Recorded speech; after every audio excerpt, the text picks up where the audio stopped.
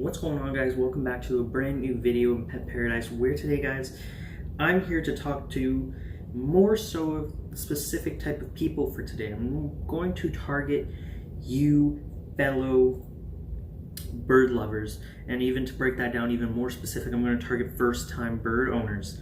So if you are someone who has been lately interested in looking into getting a bird, or you've just been pondering around the idea, I am going to satisfy you, hopefully, in taking care of a bird, whether it's something as small as a finch or as something as large as a macaw. So if you guys are very interested into this, let's jump right into the video.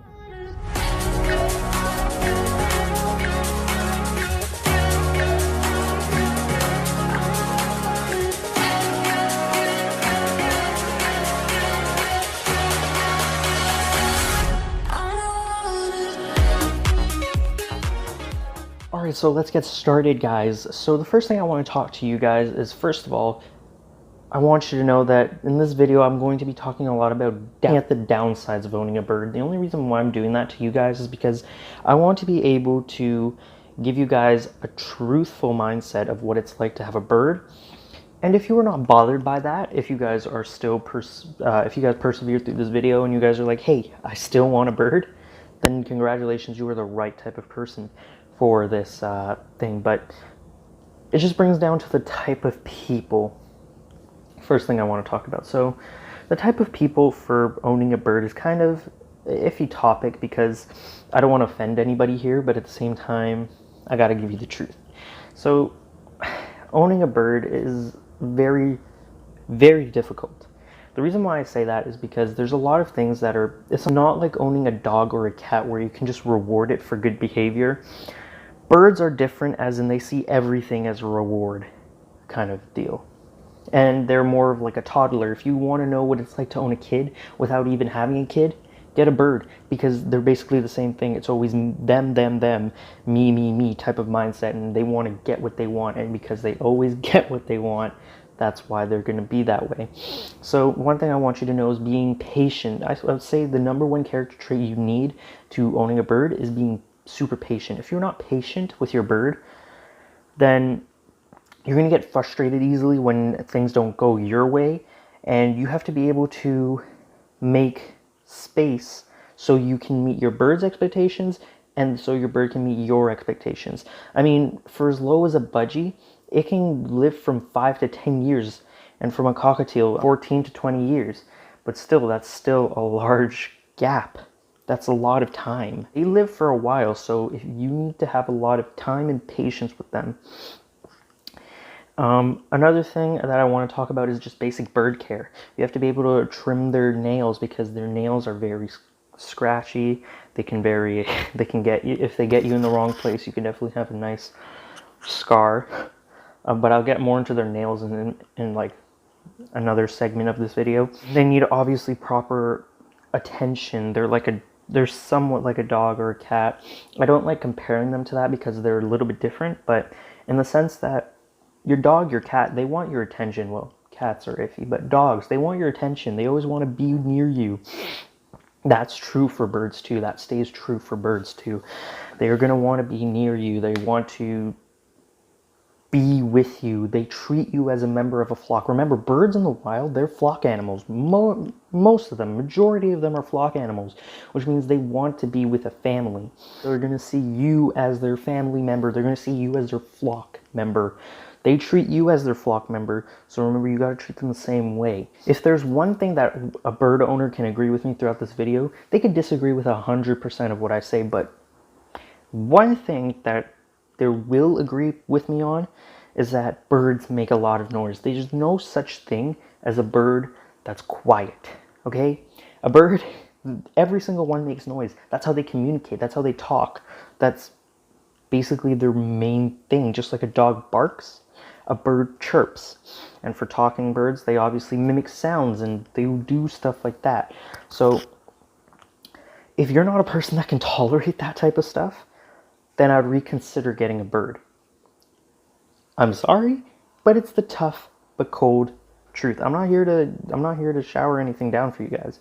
I'm going to give it to you straight facts because I want you to know that owning a bird is a big deal and not a light thing to do. But at the same time, it's also fun. Don't get me wrong, it's really fun to own a bird, but if you follow the correct steps, only then it's fun. If it's not, then it's just a chore. Alright, so for the next topic of this video, I want to talk about commitment and the types of birds for the type of people. I've talked about the type of people for birds. I want to talk about the type of birds for people. Like I've said in the previous segment, and what I'm probably going to say throughout this whole video itself, is that birds are a big deal. They're a big commitment. If you have a busy lifestyle where you cannot be with your bird 24/7, I'm not saying that you have to. I mean, I go to school from like 8:40 to 2 to 3 o'clock. I come home. Obviously, that's a time gap that I'm not with any of these guys. So, but they're used to that. It's a schedule. They're accustomed to that because I've trained them to be independent a little bit. And that's another thing you can do with your birds too, is that if you have a little bit of a busy lifestyle, and obviously if you have weekends off and stuff like that, then obviously that's good enough. But birds, like I said, need to socialize.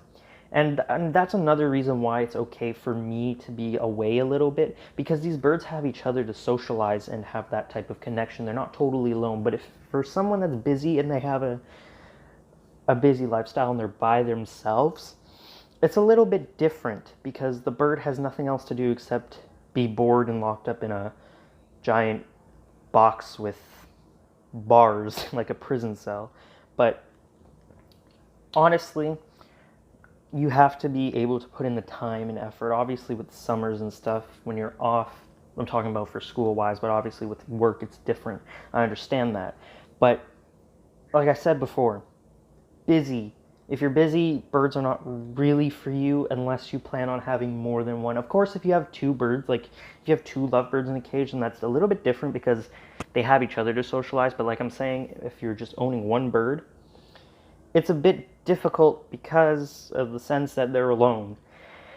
And the type of birds for people. Now, there's why I section this off is because there's different birds for different people, because there's people with families, and then there's people that are either in a relationship, or there's just people that are just on their own and they just want a bird.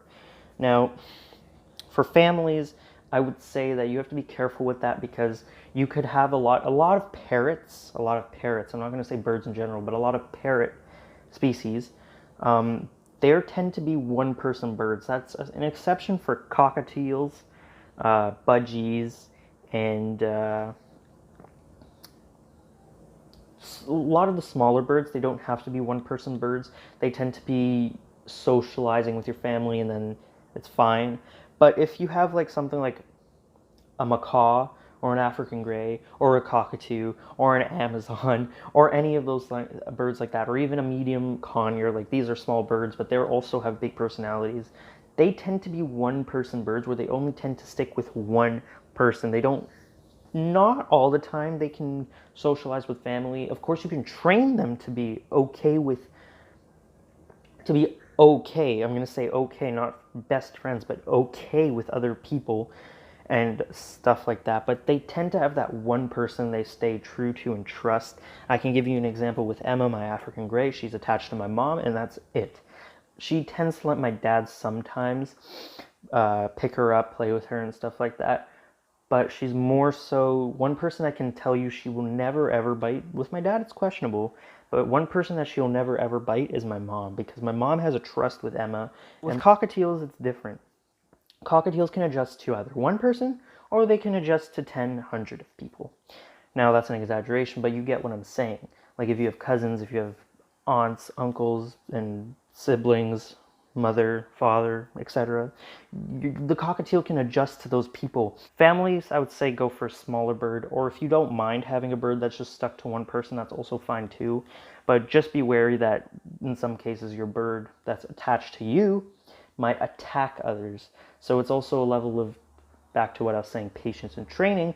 You can actually get them adjusted to other people and not attacking them straight away. One thing I'm going to end this segment off with, though, is just absolutely make sure you do your research, because if you're going in blind and getting a bird, like, I'm going to be honest, I haven't done a lot of research on macaws or anything. If I were to go and get a macaw right now, that would be very irresponsible of me because I don't know their behavior, what they're known to. I don't know what they... Well, I know some, but a person like a new beginner wouldn't know what macaws are like in attitude, how to read their body language, what's their regular personality, stuff like that. Do your research on the bird you want, or just a little bit on birds in general for parrots. But more specifically, you'll probably know what bird you want. So do your research on the bird you want and make sure it's a bird that's right for you. Last two little segments were basically based on human part of caring for birds, because I feel like a lot of bird channels do not explain it a lot, and a lot of experienced bird owners do not explain it a lot, but you have to have the right mindset when it comes to owning birds. Now, here's what we're going to get into now for this segment. I call it the fun stuff, so stay with me. I'm going to talk about bird bites. Birds bite. That's a common thing. That's a known fact. Domesticated birds bite. Now, what a lot of people don't know is that there's three types of bird bites I like to describe. One, human error, where you've pushed your bird to the limit and it's just had enough and it's attacking you and it's ready to rip skin off. Two, there's the warning bite, where you're doing something wrong, but the bird's just letting you know you're doing something wrong and that it's a little uncomfortable. Now, this bite is not super painful. Some of them can be, but what the bird usually does is a bite and release. There's no really aim to take skin off like a real bite. The third one is play biting, where the bird thinks it's kind of playing, but then the bite actually can hurt sometimes. But the bird gets anxious and nippy and tends to play bite. Although the first two are more common, were real bites and warning bites. It's not fun. It's definitely not fun, but it's definitely a good thing that you make sure that you're able to handle bites, because one thing that a lot of bird owners do, that even experienced bird owners do, some of them, not all of them, some of them, where if a bird bites you, pull your arm away. If you do that, that's reinforcing it, that's letting the bird control you. You have to be able to stand there and take a bite. It's harder than it is. Like, I don't mean to say that it's the easiest thing to do, especially if you have a macaw and it bites you. That's definitely not something you want to do, especially if it's real biting. Like, if they really want to, their beak can pierce through your skin and just go hang right out. And obviously, I'm actually going to show you the African gray. It's a different type of experience, because they do more warning bites than anything, because they're intelligent. They're arguably, if not the most intelligent bird species just out of the bird kingdom. They definitely know how to warn you, and they also know when it's time to really bite you. With a lot of birds, they just go anxious and go crazy. Compared to a cockatoo, if they get overexcited, they'll bite you for real. If they get angry, they'll bite you for real. If you're doing something they don't like, they'll bite you for real. They don't do warning bites. So it's really adjusted to the bird too. Like I was talking about in the first segment, nails. These birds, they can scratch. Their scratch hurts. So I suggest you learn how to clip their nails, learn where to stop. They're not like human nails. They have veins in their nails. Another thing you can do is get perches that have sandpaper type feel. This is way so that when they're standing and when they're walking, it grinds on their nails and files it down, so that way when they're on your shoulder or on your hand, they're not stabbing into you. Because they molt and their feathers go everywhere and they shed. Sometimes their feathers, when they're cleaning themselves, their feathers come out. When they're molting, their feathers are everywhere, and they kind of leave this powdery feel. So if you want to get rid of that, showering them every day is the way to go. And just making sure they're clean.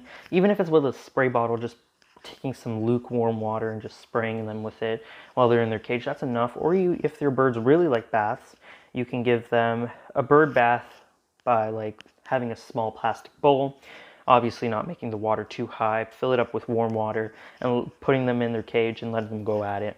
And I want you to know that the bigger you go for birds, the more work you're getting, because comparing a cockatiel to a conure, Conures are a bit bigger. They're not too bigger. They're just a little bit bigger than cockatiels, and they make a ton of mess.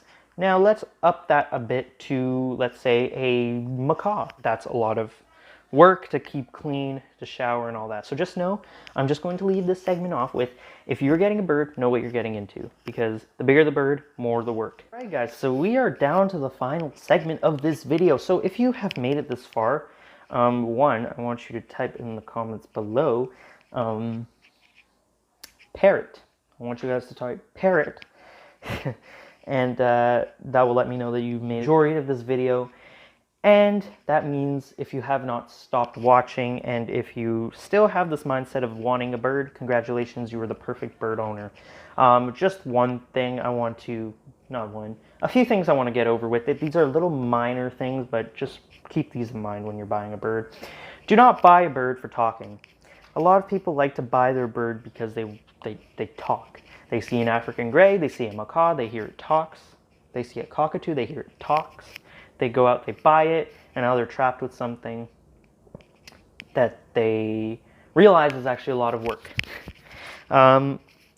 When you buy a bird for talking, one, it's not fair to the bird, and two, just because the bird has a known reputation for talking, that doesn't mean every single bird's going to talk. There is that one occasion where birds are not going to talk. You could very well have a macaw that does not talk. You could very well have an African gray that does not talk. Is it uncommon? Yes. Is it impossible to have? No. An enhancement. Talking is not a requirement for your bird. Just another thing is that with that, they are also your companion, so treat them like it. You would treat your dog with love and respect. You would want to play with your dog every day. You obviously want your dog to be near you. That should be the same thing. All that should stay true when getting a parrot. All right, guys, so I hope you guys enjoyed this rant and video about first-time bird owners. Now, I'm going to end this off on a high note, saying that birds are really fun. Don't get me wrong. Birds are amazing, obviously. We wouldn't have them if we didn't enjoy them. It's just that you have to take these extra steps in order to make it fun. Otherwise, like I said before, it becomes a chore.